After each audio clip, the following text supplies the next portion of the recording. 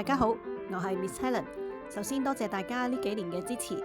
經過一段時間嘅優化之後，今年2027至2028年嘅鋼琴考試教學影片，除咗研究細節位之外，仲會教大家用最適當嘅練習方法，令到學習更加有效率。影片會分為兩部分，首先我哋會揾一啲細節位去做少少 warm up， 然後我會示範全首歌。影片會不定期更新，千祈唔好錯過啦。咁Enchanted 呢首歌咧，大家都應該好熟噶啦。咁佢就係 Taylor Swift 唱啦。咁即係話咧，呢首歌係有歌詞嘅，亦即係話咧，佢比較 lyrical 啦，用右手去表達多少少嗰個 melody 嘅。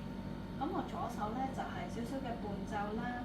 咁但係我都想提大家咧，要注意嗰個 phrasing 啊，因為咧其實唱歌嘅嘢咧，要表達嗰個 melody 咧，其實我哋要用多少少手腕去做啦，先至可以模仿人聲嘅。譬如一開始嗰度，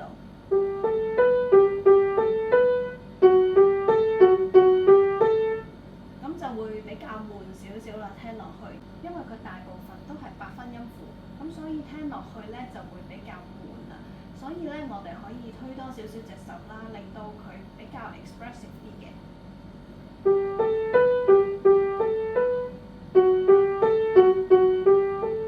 其實咧就會叫呢啲做 shaping 啦。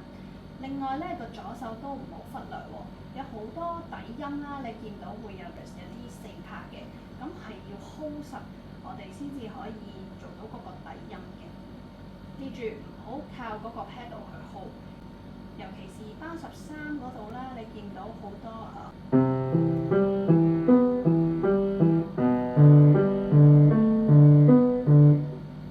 第一，我哋要 hold 住嗰個尾指啦。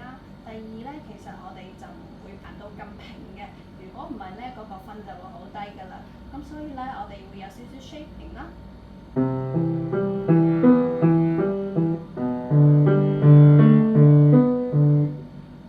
其實所謂 shaping 咧，就係一開始咧由細至大啦，跟住大去翻細啦，收尾嘅。